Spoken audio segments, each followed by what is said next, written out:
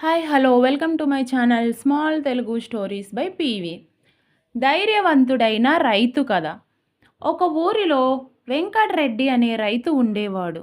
అతని ఊరు పచ్చని పొలాలతో పాడి పంటలతో ప్రసిద్ధి చెందినది.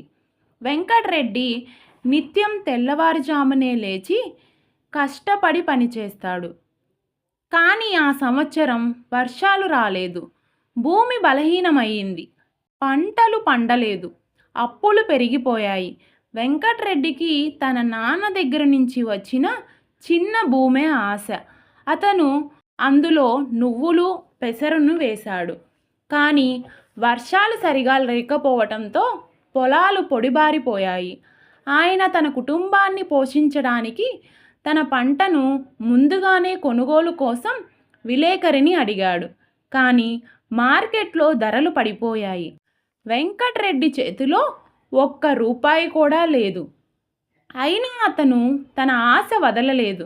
వెంకట్రెడ్డి తన కుటుంబంతో కలిసి ఇలా అంటాడు, ఈ నేల నన్ను ఎప్పుడూ వదలలేదు, నేను దానిని వదలను అని అంటాడు.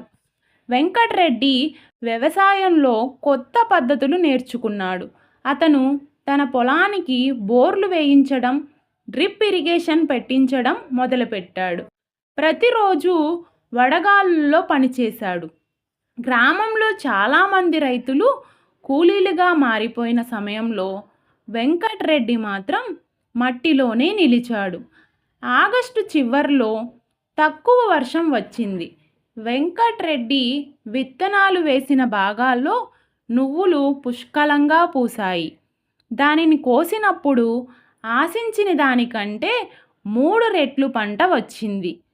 ఆ సంవత్సరం గ్రామ సభలో ఉత్తమ రైతుగా అతనిని ఘనంగా సన్మానం చేశారు. నీతి: రైతే దేశానికి వెన్నుముక. కష్టాన్ని నమ్ముకుంటే విజయమే ఫలితం. స్టోరీ నచ్చితే లైక్ చేయండి, షేర్ చేయండి, సబ్స్క్రైబ్ చేసుకోండి. Thank you for watching.